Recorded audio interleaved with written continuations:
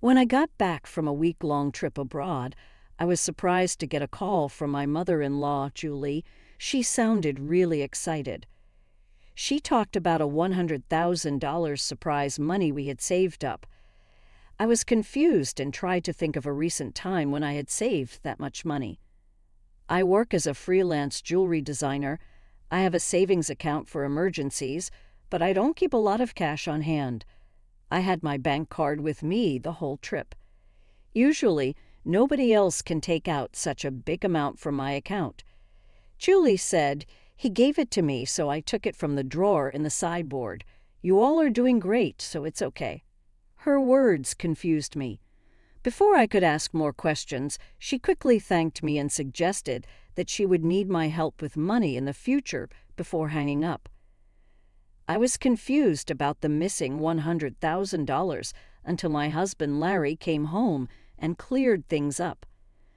A month later, Julie called me many times.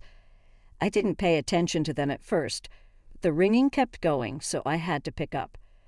It was surprising to see more than 50 missed calls on my phone. When I answered, Julie's loud voice filled the room, saying I was ignoring her. She sounded like she thought something was unfair, but I saw it as just her making assumptions. I am Olivia, a 37-year-old freelance jewelry designer. I want children, but I feel overwhelmed by my work. My husband, Larry, is also very busy. He had a corporate job before, but now he helps me run my growing design business. At the start of our marriage, I didn't have many design jobs, so we mostly relied on Larry's regular paycheck. Now, as my business grows, our roles and responsibilities have changed, but so have our challenges, like handling unexpected family misunderstandings about money. As I got closer to 34, my job as a jewelry designer was getting better, and I needed to plan my busy schedule more effectively. As my business needs increased, Larry, who was doing great at his job and was about to get a promotion, made a brave decision. He left his job to come work with me, using his management skills to support our business. We worked together and got contracts with big international brands, making our work and personal lives better. But with success, new problems showed up, especially with Larry's mom, Julie. She lived by herself and thought our lives were very nice, often asking us for money. "You always look like you're living in luxury. I feel jealous," she would say. My job made me go to product launches and dinners with important people, and Julie thought these were fun events. Her asks for money got more personal as time went on. "I'm planning to have a party for my friend soon. Can you give me some money for it?" she asked one time. Even if it seemed like we could pay for it, maintaining our business image was costly and came with many responsibilities. We didn't have a fancy life. These were important parts of our job. Julie, feeling jealous and sarcastic, didn't get our costs.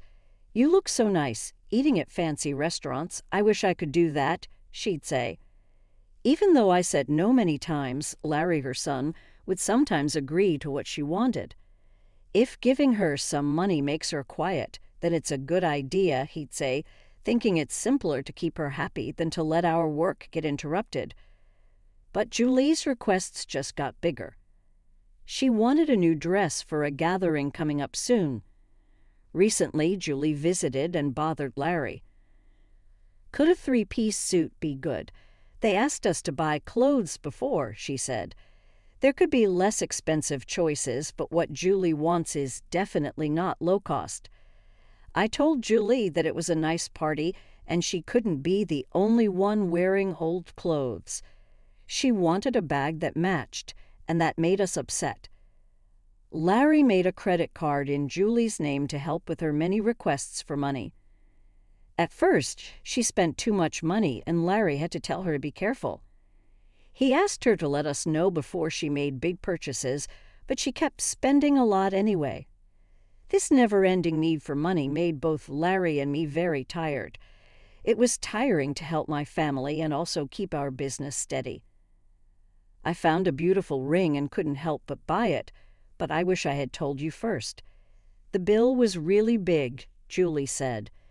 If spending is going to be this out of control, maybe it's a good idea to take the card back. We can't pay for these costs, Larry said. Julie had the credit card, but Larry took care of it and paid the bills. Julie acted like the card had no limit, not knowing that she had to pay for every purchase. Because the money wasn't coming straight from her, she kept using it without worry. To control her spending, Larry set a limit on her card. Julie stormed into our home one day, frustrated. "What the heck? I couldn't pay for my shopping the other day," she complained. Larry and I explained that her excessive spending was straining our finances, so we had to lower her limit. "It's still enough, right?" Larry asked, trying to keep the peace. "But you two are still dressing up and going to fancy places. How is what I'm doing any different?" Julie protested. Thinking our activities were just for fun, she failed to see the reality. "That's part of our job, Julie." "If that's a job, then what I'm doing isn't any different. It's unfair that only you two get to have all the fun," she argued. While it's true that our work involves attending events in luxurious venues, these are professional obligations, not leisure activities. Despite her misunderstandings, setting a limit on Julie's credit card seemed to calm things down. Occasionally, Julie would visit and complain to Larry, but overall, life continued without major disruptions. As the year ended, an exciting opportunity came up. A foreign brand manufacturer approached me with a proposal to expand our business by moving overseas. This prospect thrilled me, as it could elevate me to the ranks of top-tier designers. Larry, ever supportive as my manager, was all for it. "It's a chance we have to take," he affirmed. However, the idea of moving abroad brought a new concern: Julie. Given her past behavior, it was a real worry that she might insist on joining us overseas. The thought of living internationally was exciting, but dealing with Julie's demands in a new country was daunting. When we told Julie about our plans to move overseas for work that weekend, she reacted as we expected. "I want to come too," she declared, assuming our move would be a long vacation. Larry tried to explain, "We're going there for work. It won't be as leisurely as you think." But Julie was skeptical. "You're trying to trick me. You're planning to live even more lavishly there without me watching," she accused. "We're not moving there permanently. We'll come back after our work is done," I explained, trying to calm her concerns. Yet she retorted, "You're saying that, but you're planning to leave me behind, aren't you?" Larry and I were both exhausted by this repetitive argument. In an attempt to compromise, Larry suggested, "Okay, we can't take you with us, but how about we pay for a week-long trip for you instead?" Julie perked up at this. "Really, are you sure?" "We'll cover your flight and hotel, but you'll need to manage the rest," Larry affirmed. This pleased her for the moment. However, the peace was short-lived. A few days later, while Larry was busy with the move arrangements, Julie dropped by unexpectedly. "Hey, Olivia, Larry said I want to shop over there too. Can you give me some money?" she asked. "What about the card that Larry gave you?" I inquired, knowing she had a designated credit card for such expenses. Julie's face fell. "That's the thing. Larry finally took it away from me the other day," she admitted. It seemed she had been reprimanded for overspending. Anticipating the challenges of managing finances with different currency rates overseas, Larry had confiscated the card. "I don't have that kind of money at hand either. I can't give you money without Larry's approval. Can you ask him?" I suggested. "It's no use asking him." "That's why I'm asking you," she pressed, raising her voice in frustration. Julie did end up going on a 15-day trip abroad, which I assumed Larry managed to fund somehow. Upon her return, she called me, brimming with excitement. "I'm back and it was so fun." She shared tales of her sightseeing and dining adventures, though I hadn't asked. I overbought souvenirs and couldn't fit them in my suitcase, so I had them shipped here. Can't wait for them to arrive, she exclaimed. That's nice, I replied, trying to keep my tone neutral despite feeling a bit overwhelmed. Thanks to the money you saved up, I had a blast, she exclaimed. Saved up money? What are you talking about? I responded, puzzled and a bit alarmed, having no recollection of setting aside money for her splurge. I found it in your house's sideboard drawer, she said, claiming she took $100,000. I was stunned. Why would such a large amount of cash be stashed away at home, especially not in a drawer where anyone could find it? Confused, I confronted her. I'm not sure what money you're talking about, but taking it from our house without permission is theft, even if you're family. Do you understand that? Julie's response was unsettlingly casual. That's why I'm telling you now. I used it. Consider it a post factum report, she declared unapologetically. I have no idea about this money, but if you took it and used it without telling anyone, that's a crime. And if it was something Larry had set aside for an important transaction, it's even more serious, I explained, trying to make sense of the situation. Despite this, there hadn't been any noticeable disruptions in our business finances during her trip. You two live so extravagantly, so why can't I have a little of that? Think of it as doing a favor for your parent. It's not a big deal, right? She rationalized, showing a sense of entitlement that was hard to comprehend. It's one thing to ask for help from your son and his wife, but this is not how you should behave after taking someone else's money, I replied, still in disbelief. I'm glad you enjoyed your trip, but I'll have to discuss this with Larry when he returns. Larry will understand. After all, I'm his only mother, and $100,000 isn't much to him, she assumed. All right, I'll pass the message along, I said, astounded by her lack of awareness. Later that evening, when Larry came home, he looked troubled. Olivia, do you know about the money I left in the drawer? He asked urgently. 20 days ago, I withdrew it from my bank account, and now it's gone.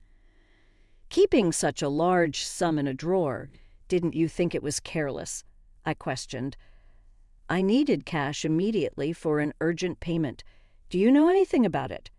It suddenly clicked. Julie's earlier call thanking me for the $100,000 and mentioning how much fun she had made sense now. It was Larry's money, meant for a crucial purpose. Larry, today Julie called thanking us for the $100,000 and saying she had a blast with it, I explained. I didn't understand what she meant, until now. I explained, piecing everything together. So it was Larry's money, but what was such a large amount meant for? I asked. Hey, if it wasn't for a business payment, we've been doing bank transfers for a long time, right? Why cash all of a sudden? I questioned, trying to understand the whole situation and deal with the consequences of Julie's actions. I knew it was Larry's money that had disappeared, but I didn't know the full story. Julie had taken the money without telling us, and I needed to understand why. I asked Larry, puzzled by the situation. Larry began to explain. After he reduced the credit limit on Julie's card, she started secretly borrowing money from various sources. These included consumer finance cards and credit cards she had opened without our knowledge.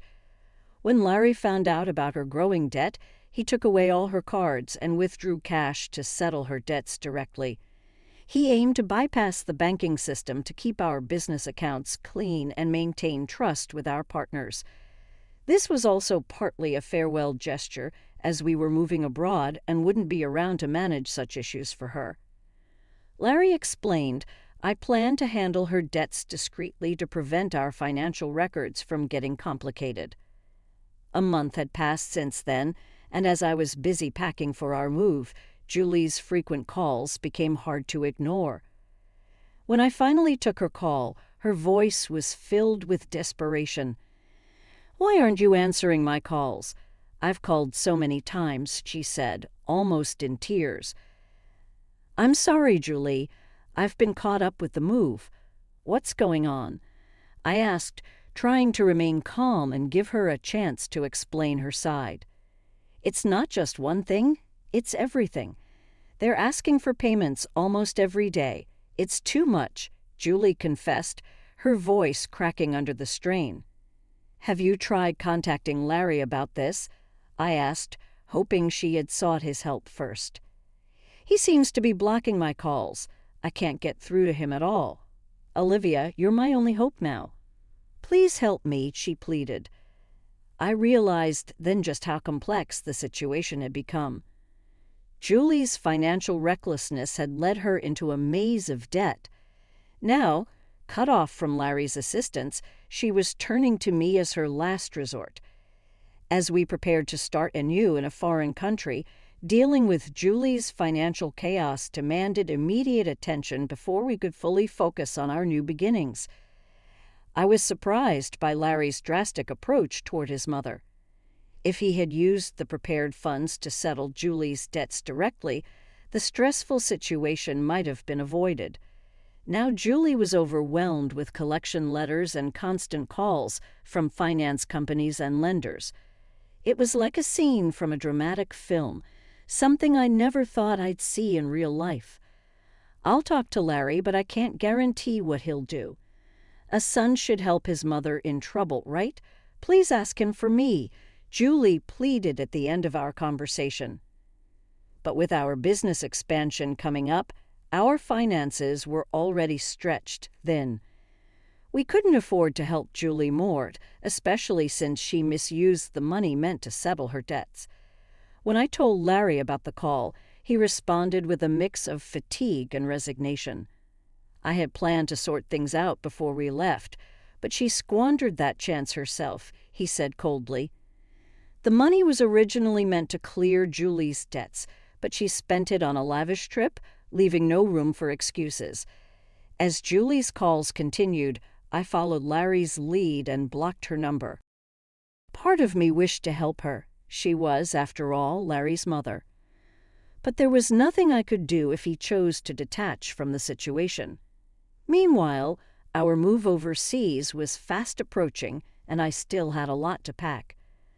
Amid the chaos, I discovered more troubling news. Julie had decided to sell her house to manage her debts. It turned out she had hidden even more liabilities than we knew. The total amount was so large that even after selling her property, she couldn't cover it all. Losing the family home where Larry had grown up was deeply upsetting. Our family home is gone. Are you okay with that? I asked, sensing his sadness. How can I be okay? But there's nothing we can do, Larry replied, his voice tinged with sorrow. Losing the house where he grew up must have felt like a great loss, much like how I felt when I lost my parents' house early in life. Amid these complex feelings and the heavy task of packing, we had to come to terms with the fact that some situations were beyond our control. We needed to focus on our future. As we prepared to start anew in a different country, the bittersweet reality of losing a family home struck me deeply. I saw what happened with Larry. Unlike before, Larry lost the house where he made his first memories and his safe place for feelings, and this happened while his mother, Julie, was still alive. It's a tough feeling to explain, the mix of losing something and feeling out of place, especially in such sad situations. It's not just about losing a building. It's about losing a piece of your past, and the comfort of a place you could go back to that isn't there anymore. Julie lives in a simple apartment and deals with her debts every day. She has a part-time job, which is hard because of her age.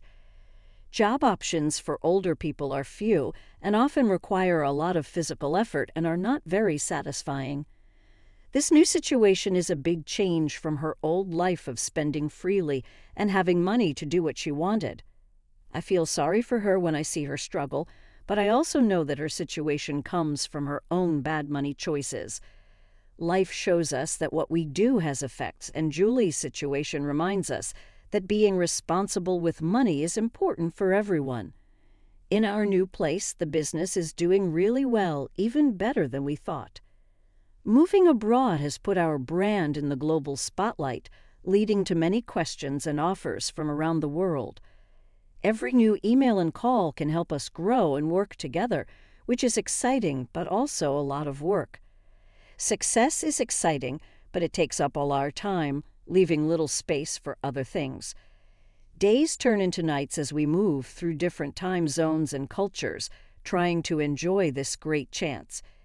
Even with our work successes, our personal lives feel heavy because of our busy schedules.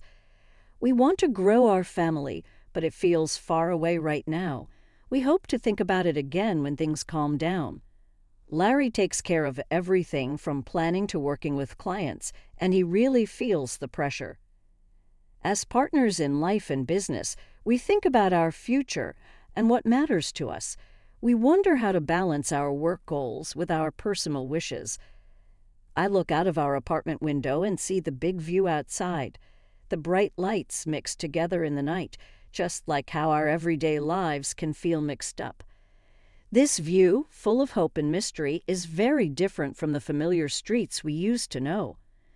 This city is lively and never stops. It is now our home, but it is very different from the calm, simple life we had before. Our new life is fun, but also a bit scary. It has many tasks and choices that test us all the time. As I go through this new time, I often think about Julie's situation and what it means for our family and money choices. It's a constant process of learning, seeing how much our choices are connected to our lives. Every choice, every sacrifice, and every success affects not only our current situation, but also the legacy we create for the future. This view, full of hope and mystery, is a big change from the streets we used to know. This city is lively and never stops, and now it is our home, but it is quite different from the calm life we used to have. Our new life is fun, but also hard, with many tasks and choices all the time. As we go through this new time, I often think about Julie's situation and how our family and money choices impact everything. We continue to learn how our choices are closely linked to our lives. As we start this new part of our life, we work to find a balance between reaching our goals and keeping the relationships that matter to us beyond our work success.